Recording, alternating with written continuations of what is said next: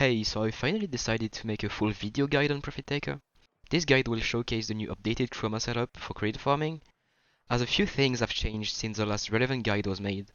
This video will cover everything you need to know to defeat the boss as easily and as fast as possible. As I said earlier, the full setup that I'm gonna show will be built around Chroma. Why Chroma, you may ask? It's because his force ability is basically gonna double all the credits you pick up, so if you're looking to farm for credits, that's exactly what you need. His third ability is also very useful as it gives a big damage buff when you take damage to your HP. We also element Shock alongside its Shock Trooper augment mod. This means we get electricity to all of our weapons, which will be useful to cycle the electricity during the shield phase. Now, the overall build is a pretty regular one. It's a lot of strength to have a big damage boost with the Vex armor, and a bit of survivability with Umbral Vitality and Adaptation. We are using Sprint Boost as an aura mod, but you actually don't need it. It's only giving you more speed on the Arcwing, which is nice, don't get me wrong, but it's also one more format that we have to use. You can slot Steel Charge, and it will feed the original polarity. It will even give you a bit more mod capacity. So if you don't want to spend too many farmers on that, you can just put this mod, it's fine. It won't make a big difference. Now you might have seen that I'm using Prime Flow, and that's because I'm also using yellow Torforged shards that give me energy on spawn. So I have two Torforged ones, which means I'm starting the missions with 855 energy, so I won't spend a single pad on the runs. Now if you're kind of poor on Torforged shards, you can use 3 regular ones, as the 3 other shards are kind of flex. I use 1 casting speed and 2 strength shards, but it's not really needed. The arcanes I'm using are Arcane Velocity. It's a really big DPS increase, as our secondary weapon is gonna be the one covering the most elements during the shield phase. The second slot is actually pretty flex. Here I'm using Arcane Nullifier, as on slower runs, Profit Taker might do an attack that sends magnetic waves that drain your energy. But if you're faster, you might want to use Arcane Avenger, as it's a pretty strong arcane that gives you 45 crit chance on every weapons. It's a slight DPS boost, and it's actually always good to take, to be honest. The primary weapon of choice for Profit Taker is the Kuva Ogris. Why? Because of Nightwatch Napalm mod. It allows us to break the pylons through the bubble with its AoE. It's a stronger alternative to Zenith, as Zenith is slower and harder to use. The element of your Kuva Ogris doesn't matter. Its percentage will increase or decrease the damage you do, but on this specific build, you can have 25% or 60%, you will 2-ticks the pylon no matter what. We only have a few ways to increase the damage of the napalm. One of the ways is through base damage, so with Vex armor and Amalgam Serration, and the other ways is through multi-shot, here with Split Chamber and Vigilante armaments, but also primary overcharge will give us almost 200% multi-shot. We also build for mag capacity, as there are 2 pylon phases. The first pylon phase sends 4 pylons that you have to break, and the other ones is 6 pylons. So on the second pylon phase, you can miss 2 times and it's still fine. The best secondary weapon for Profit Taker is the Sicarus Prime and its incarnon adapter. So as you can see, we are using a lot of different statuses. That's because during the Profit Taker's fight, we are gonna have to damage the 13 elements that are in the game. So right now we have Viral, Magnetic, and Radiation, and also Heat.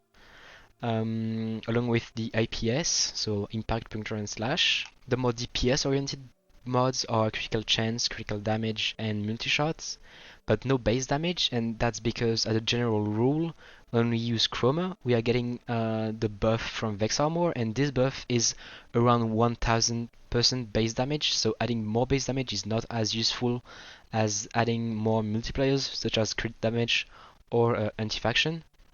The arcane we're using is the only useful arcanes we can get. It's secondary Innovate, which gives a bit more crit, so that's a slight DPS increase overall. Now the perks, we are using Feign Retreat perk, which is only used because we don't want to be using the other perk that is absolutely trash. The other perk is the mag capacity perk, because we are gonna have a lot of fire rate, so we wanna be able to shoot for a decent time. Now the last evolution is the CC one, of course. Our melee will be a Balla Zaw. We are gonna be relying on Exodia Contagion projectile to deal damage to the Profit Taker from kind of far away. We are again building for more statuses, so gas and cold, but also magnetic and radiation again, because even though we have them on Sicarus already, having them again means we are more consistent on shield phases. Other elements that are covered by this weapon are the IPS, so impact, puncture, and slash. We also have innate blast with the contagion, and melee exposure gives us corrosive. You have to make sure that you are using this specific stance, pointed wind, as the neutral attack on this stance has more damage, and this neutral attack is the one we are using when throwing the contagion. The build is using some attack speed, as having attack speed means we get faster animations, and the contagion animation is way smoother, and the projectile is also faster. Now the other mods are critical chance and prime smite corpus, so we can just fully one-shot each and every single element that we have on the weapon. Now you have to make sure that you are reaching 100% critical chance on your Balla Zaw, as if you're not reaching 100%, you won't be as consistent, of course, but that will also mean that you have the wrong build on your Zaw. The build should be Pay, Balla, and Varget 2 Jai. A common mistake that people make is using Varget Jai 2 that doesn't give the same stats, and which is just worse, so make sure you're using the right link on your Balla Zaw. The focus crew we want to have during the Prophet Taker's fight is Madrai. The reason for Madrai is Phoenix Talons. This passive gives more damage on IPS, so impact, puncture, and slash. Obviously, this is really good during the shield phase when you have to damage those elements. But the other reason it's good is because it's also increasing the damage you do on your Argon, as your Argon, the Corvas, also has impact, puncture, and slash in its stats. So it's a really nice DPS increase. Now the other reason we use Madrai is because you can use Sling Strength that gives you more ability strength, and of course that's more DPS, it's always nice to have. Now the other focus skill we can use is Uneiru, because as you might have seen, I'm using Prime Sure-Footed on my Chroma build, and some of you might not have it. Uneiru can basically replicate PSF. Poise gives you PSF for 40 seconds when you switch operator and go back to your Warframe. So since we're constantly swapping between Necramech, Operator, and Warframe during the fight, we are gonna be proccing this like every 5 seconds. So you won't even have to think about proccing it, and it will be procced. Another quality of life thing you can get is Magus Elevate Arcane. It's basically healing your frame for 300 health when you switch Operator. So you can proc that really easily by pressing 5, then E, then 5, then E, and you're already healed by like 600 HP. So that's really nice to not die, basically. The best companion you can bring with you is Panzer Vulpahyla. The reason it's so good is because it's a beast, which means you can start Prosperous Retriever on it. This mod will give you a chance to double each bundle that the Profit Taker drops, as the Profit Taker drops 5 bundles of 25k credits on a death. The other reason is that Panzers never really die, they stay in the lava above you due to this mod. This means that all the passive buffs that you get, so Reinforced Bond or Tenacious Bond, will never stop working as they are never dead. What's also good is that Reinforced Bond will be procced at all time, as the base shield of Panzer Vulpahyla is above 1.2k, so even if it takes damage, it won't remove the fire rate buff that you have. Now another thing that we use is the synth mods. The reason we use that is because it gives you Ostering reload. So as we are swapping between Ogris and Sicarus during the run, we never have to reload any of those weapons, it does it automatically. Now the claw modding is pretty simple.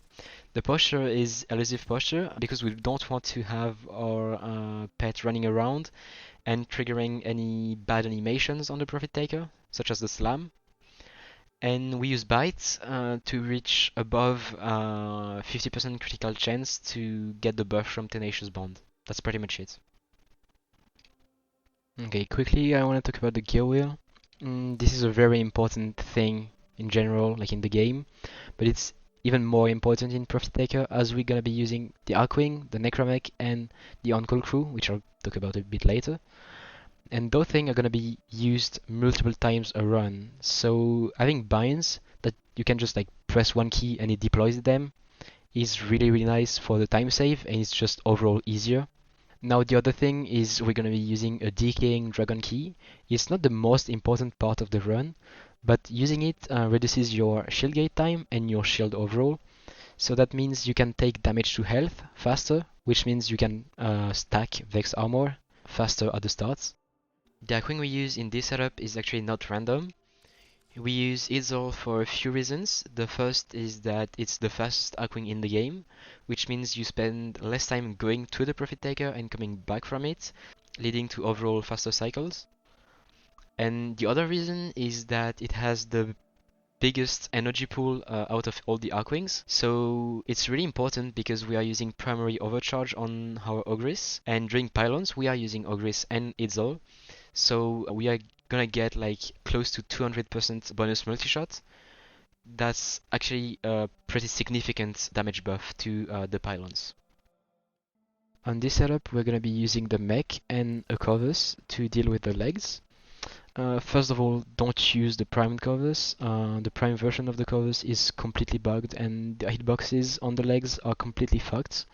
And it's been like that since the release of the gun, so just no hope. The build is kind of a regular build. It's just magnetic, the element the Profit Taker is weak against, and crit damage, crit chance, and like all the kind of DPS increasing mods. The other thing that we're using is the Prime Toxin mod, as it adds a lot of damage actually, and that also means that you can cover Toxin with your Necramech if your On-Call Crew, that I will talk about a bit later once again, if your On-Call Crew just dies and refuses to deal with Toxin.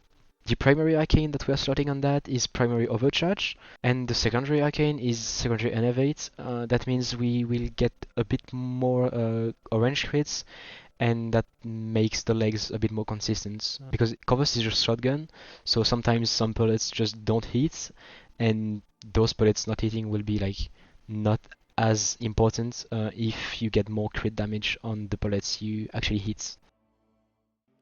The Necramech you're using along with the Corvus doesn't really matter. I like Bone Widow because she's thinner than Voidrig, but both have basically the same stats, or like the important stats are the same. The mods that you put on them though are important. Necramech Flow is the one you want to be using. It will increase the max energy on the Necramech, and having a high max energy and full energy is what will bring you the most DPS by proccing primary overcharge that's on your Corvus. Now you can also slot other mods, the mods that like make you not die in Necramech. Though if you're using Bone Widow, she's a bit tankier than Voidrig, so you might not like need them as much. If you're on Voidrig and you're starting Profit Taker, you don't really know what you're doing, you might want to slot health mods on your Necramech. Okay, so now that we've gone through all the build and stuff, let's look at what external buffs and quality of life increase we can get. Starting with Railjack Intrinsics, that are actually pretty nice for Profit Taker. For example, here, rank 8, the blink cooldown on the Archwing is reduced, meaning you can go to the Profit Taker faster and come back from it faster again. The gunnery, rank 5, you get more damage on Necramech. We love getting more damage. Rank 8, more damage when you are in Archwing, and we are in Archwing during pylon phase. But the most important ones that you should absolutely get are the On-Call rank 9 and the Elite Crewmates rank 10 in Command. This will allow you to bring an On-Call Crewmate with you during the mission. This On-Call Crewmate will deal a lot of damage to the Profit Taker and will actually cycle the Toxin Shield that we still can't cover with all the weapons we have on us. And it will also kill all the enemies that spawn around the Profit Taker. So you will die less because the enemies will die before you. Now the elite crewmates, we want to get them because they have more stats and they have a specific perk. The perk we want to get here is the critical chance perk on the rifles. And the stat distribution we want is ideally 00555, but it's extremely rare. So what you want to do on Chroma is max out or get a decent repair and decent endurance. Combat is not as important as you will buff your crewmate with Vex armor, so we will have a lot of base damage already. Now on elite crewmates you can actually train the crewmate and assign specific points. So always go for maximum repair, then the endurance, and then the combat if you have some points left. Now looking at the build we have on the Optical Vandal, that will be the weapon that we have on the crewmate. It's aiming for as much fire rate and reload speed as possible. It will not use any ravens, so don't slot any of them. It will not use any of the mods you have on the weapon if the weapon is not level 30. And it will not use any conditional arcanes. So on primary Merciless, it will only use the reload speed, that's a passive buff. Okay, so let's get into a run. I only have a credit blessing and a credit booster. Here you don't have anything to do, just wait for 8 seconds when the Prophet Taker will spawn. Okay, she spawned far away. Now just fly to her. On landing, place your crewmate, your Necramech, cast your abilities, your 1 and your 3, and boom, no shield. Now focus the legs. If you can get the back legs first, it's really nice. Your Corvas should always one-shot on full charge and should one-shot on 75% charge, but 100% is more safe. Now fly up. Try to predict maybe where the pylons are gonna land, or just shoot at the bubbles. Now do legs again.